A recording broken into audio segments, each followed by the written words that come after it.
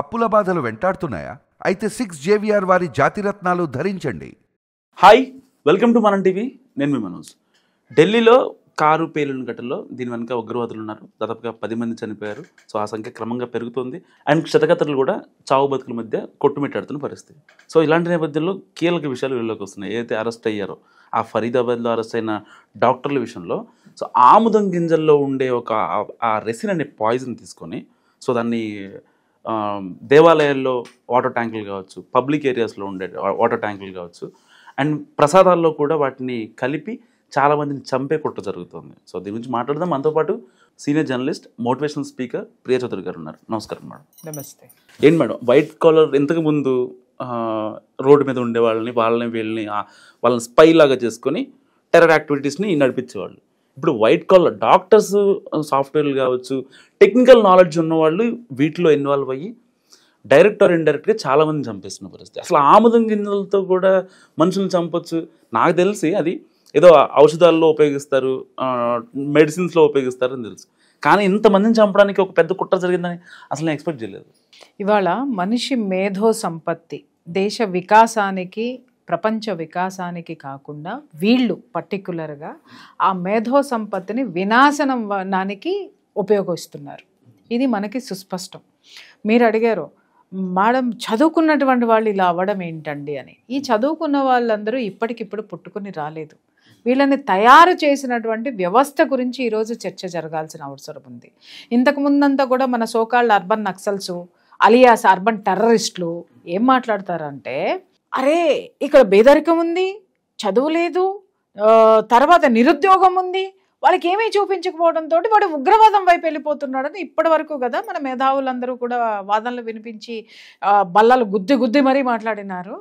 మరి ఇవాళ ఇదే మేధావులు, ఈ పర్సనాలిటీసు ఇవాళ ఏం మాట్లాడతారు? ఒక్కొక్కళ్ళు కూడా ఐఐటీలో చదువుకున్నటువంటి వాళ్ళు, అలాగే డాక్టర్ హోదాలో ఉన్నటువంటి వాళ్ళు, ఇంకా చెప్పాలంటే మహిళలు, యువతులు కూడా డాక్టర్లు ఉన్నారు. దాంట్లో ఐఐటీలో చదువుకున్నటువంటి మేధావులు ఉన్నారు. వీళ్ళందరూ కూడా ఐసిస్లో జాయిన్ అవ్వడానికి వీళ్ళందరూ ఆఫ్ఘనిస్తాన్ వెళ్ళారు. అందులో ఎక్స్పెషల్లీ ఫ్రమ్ కేరళ నుంచి 21 మంది ఐసిస్లో జాయిన్ అయ్యారు. Educated people. ఇంక ఇప్పుడు మీరు చెప్పండి, అసలు దీన్ని ఏం మాట్లాడాలి, అసలు దీన్ని మూలాలు ఎక్కడ చర్చించుకుందాం, ఎక్కడ వెళ్దాం అంటే, ఇక్కడ వీళ్ళని తయారు చేస్తున్నది మనం అనుకున్నట్టుగా ఇన్ని రోజులు పిచ్చి వాళ్ళ కింద మనం మాట్లాడిందంతా కూడా చదువు సంధ్య లేనటువంటి వాళ్ళు వాళ్ళ మాటలకి ప్రేరేపితమయ్యి వెళ్ళిపోతున్నారు. ఉద్వేగపూరితమైనటువంటి ఆ ఉపన్యాసాలకి వాళ్ళు అట్రాక్ట్ అయ్యి వెళ్ళిపోతున్నారు అనేటటువంటి పిచ్చవాగుళ్ళు వాగాం మనము. కానీ ఇవాళ తెలుస్తున్నది ఏంటంటే, ఉగ్గుపాలతోటే వాళ్ళల్లో ఉగ్రవాదాన్ని నింపుతున్నారు అగెయినెస్ట్ ఇండియా. భారతదేశం అనేటటువంటిది మనకి శత్రు దేశము. హిందువు అనేటటువంటి వాడు మనకి కాఫేర్, అంటే మనకి శత్రువు. మన మతాన్ని ఆచరించిన వాడు ఎవడైనా సరే అని మొదలు పెడితే ఇది భారతదేశంతో ఆగిందా అంటే వీళ్ళ ప్రయాణం ఇక్కడితో ఆగదు. ప్రపంచం మొత్తం విస్తరించిపోతుంది. ఇంత భయంకరమైనటువంటి ప్రమాదం ఉంది. ఇది చాప కింద నీరులాగా మొత్తం అంతా పాకుతూ ఉంటే ఆ చాప అనేటటువంటిది ఎవరయ్యా ఉన్నారంటే ఇక్కడ ఉన్నటువంటి మేధావులైనటువంటి అర్బన్ నక్సల్స్, ముసుగులో ఉన్నటువంటి, ఇంకా చెప్పాలంటే వాళ్ళని అర్బన్ నక్సల్స్ అని ఇక్కడి నుంచి అనడం మానేసి అర్బన్ టెర్రరిస్టులని మాట్లాడదాం. ఎందుకు? వీళ్ళంతా మేధావులే కదా. ఇప్పుడు మనం మాట్లాడుకుందాం, ఈక్వాలిటీ వచ్చేసింది ఇక్కడ. ఇప్పటి వరకు కూడా పేదవాడు చదువు లేదు, దేశం ఇలా ఉంది, దేశం అలా ఉంది, ఎవరికి చదువు లేదు, దేశాన్ని ఇలా తయారు చేశారు, అలా తయారు చేశారని పొంకాలుగా బదలగుద్ది మాట్లాడినటువంటి మేధావులు, ఆ యొక్క సిచ్యుయేషన్స్ అన్నీ కూడా స్కాలర్స్ అందరినీ తీసుకుంటే మరి ఈరోజు మేధావులు ఉగ్రవాదులు ఎందుకు అయ్యారో సమాధానం చెప్పండి. మళ్ళీ ఇప్పుడు ఇంకొక వాదన చెప్తారు. ఎందుకంటే వీళ్ళందరికీ మన రేవంత్ రెడ్డి గారు ఇన్స్పిరేషను. పాపం ఒకడికేమో 30 ఏళ్ళు ముడి కిందకు వచ్చినా కూడా పెళ్లి కాలేదు కాబట్టి ఫ్రస్ట్రేషన్లో జనాలు చంపేద్దాం అనుకున్నాడంట. ఇంకొకటి ఇంకా అంటే వినేవాడు ఉంటే ఏనుగు విమానం దోలిందని చెప్పేసి అని వెనకటికి మా నాయన అంటా ఉండేది. ఎవడన్నా పోసుకోలు కబుర్లు విపరీతంగా మాట్లాడుతూ ఉంటే, ఎవడు ఇష్టం వచ్చినట్టు మాట్లాడేస్తూ ఉంటే, అట్లా వీళ్ళు మొన్నటి వరకు ఉగ్రవాదం ఎందుకు పెరుగుతుందంటే భారతదేశము సరైనటువంటి విద్య అందించలేదు, వీళ్ళ మీద ఏ విధమైనటువంటి ఫోకస్ చేయలేదు, కాబట్టి నిరుద్యోగం ఉండడంతో ఈ పిల్లలందరూ కూడా అటువైపు ఆకర్షితులై వెళ్ళిపోతున్నారు. భారతదేశానికి తప్పు, భారతదేశంలో ఉన్నటువంటి మోడీది తప్పు, భారతదేశంలో ఉన్నటువంటి హిందువులది తప్పు అని హిందువే వాగాడు. ఆ వాగినటువంటి వాడు ఇవాళ ఏం సమాధానం చెప్తాడు? చదువుకున్నది డాక్టర్లు. ఇంకొక విషయం మీరు ఇందాక అడిగారు, అదేంటి ఆమదం గింజల నుంచి రెసిన్ అనేటటువంటిది తయారు చేసినటువంటి వాడు. అసలు అతను చదివింది ఎంబీబీఎస్, కానీ అతను హైదరాబాద్లో వర్క్ చేసింది యునాని హాస్పిటల్లో. ఇది అంతా కూడా అసలు చదువుకున్నది అలోపతి, ఇతను వర్క్ చేసేదంతా న్యాచురోపతి. అదే వీటిల నుంచి ఈ ఔషధాలు, మూలికల నుంచి, వాటిల నుంచి మెడిసిన్స్ తయారు చేసి ఇచ్చేటటువంటి. అసలు దీనికి దానికి ఏం సంబంధం? ఇప్పుడు మనం ఆలోచించాల్సింది అసలు ఈ యునాని ట్రీట్మెంట్లో, ఈ వైద్యంలో అసలు ఇంకేం జరుగుతున్నాయి ఇప్పటి వరకు. ఈ వైద్యం చేసేటటువంటి వాళ్ళందరినీ కూడా ఇవాళ మనం పట్టుకోవాల్సిందే.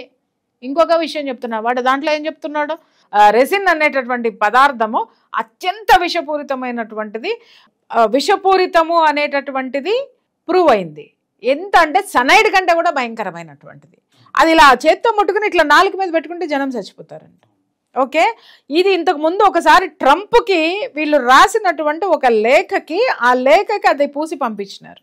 ఓకే, అంతకుముందు ఇంకొక దేశాధ్యక్షుడికి కూడా అది పంపించడం జరిగింది. అదృష్టం బాగుండి ఏంటి అని అంటే వీళ్ళ దగ్గరికి వెళ్లే ముందే అది టెస్ట్ చేస్తారు కాబట్టి అక్కడ అది బయటపడింది, దీంట్లో ఒక పాయిజనస్ ఇది ఉందని. అప్పుడు ట్రంప్ ఇంకా అధ్యక్షుడు కాదు, ఆ అపోజిషన్ పార్టీ లీడర్గానే ఉన్నాడు, ఆయన ప్రత్యర్థిగానే ఉన్నాడు తప్ప ఇంకా అధ్యక్షుడు కాల. ఆ టైంలోనే అతనికి వెళ్ళింది అని అంటే ఇక్కడ ఎన్ని జరుగుతున్నాయి. ఇంకా పిచ్చిగా మనం మాట్లాడుకుంటున్నాం ఏంటంటే ఎక్కడో కలిపేస్తారంట, ఏదో అయిపోతుందంట అని.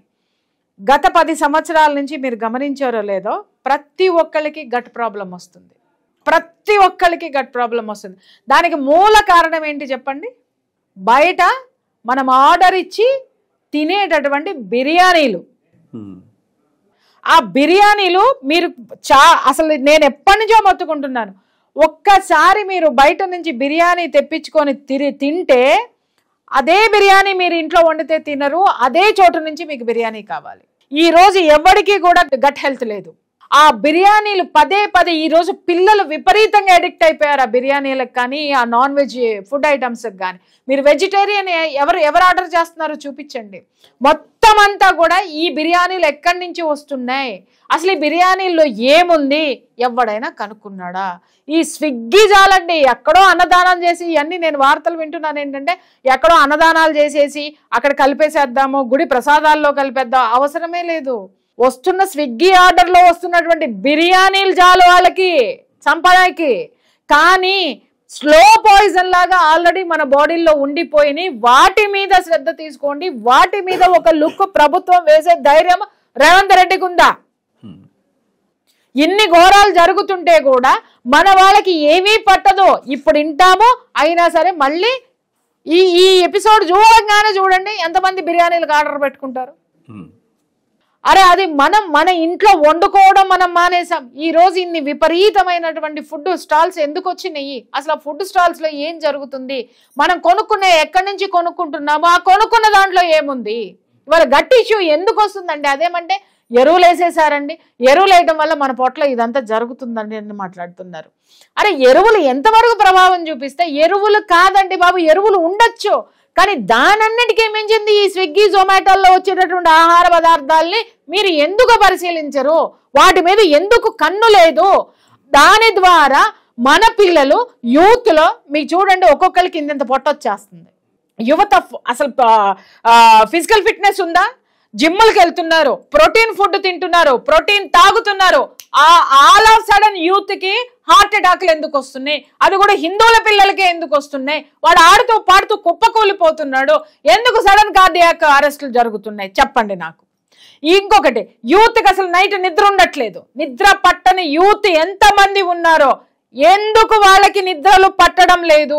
ఈ జిమ్ముల్లో వాళ్ళు కొనుక్కునేటటువంటి ప్రోటీన్ ఫుడ్ ఎవరు అమ్ముతున్నారు? ఆ ప్రోటీన్ ఫుడ్ లో ఏం కలుస్తుంది? ఇంకొకటి, బయట తాగేటటువంటి జ్యూసులు ఉన్నాయి, ఆ జ్యూసుల్లో ఈ రోజు ఎందుకు సంతానోత్పత్తి కేంద్రాలు కిటకిటలాడుతున్నాయి? ఏం మాయరోగం వచ్చిందని కిటకిటలాడుతున్నాయి మీకు తెలుసా? జ్యూసుల్లో, స్విగ్గీల్లో, దేంట్లో అయితే దాంట్లో పునరుత్పత్తి లేకుండా, శుక్రకణాలు లేకుండా చేసి పడేసేటటువంటి మెడిసిన్ ఈ రోజు ఈ ఆహార పదార్థాల్లో ఉంటుంది. దీని గురించి మాట్లాడినాడు ఎవడు? ఏ అర్బన్ గాడిద మాట్లాడుతుంది, లేకపోతే ఏ మేధావి మాట్లాడుతున్నాడు? ఎవరి మాట్లాడుతుంది? ఎవడు మాట్లాడుతున్నాడు? దీని మీద మాట్లాడే దమ్ము ధైర్యం ఉందా? సిగ్గుండాలి.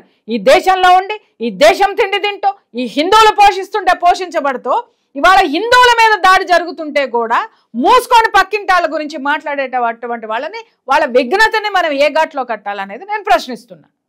Thank you madam, thank you so much. So ఇది ప్రియా చౌదరి గారి అనాలిసిస్. మీరేమనుకుంటారో మస్తు కామెంట్ చేయండి. చూస్తూనే ఉండండి మన టీవీ.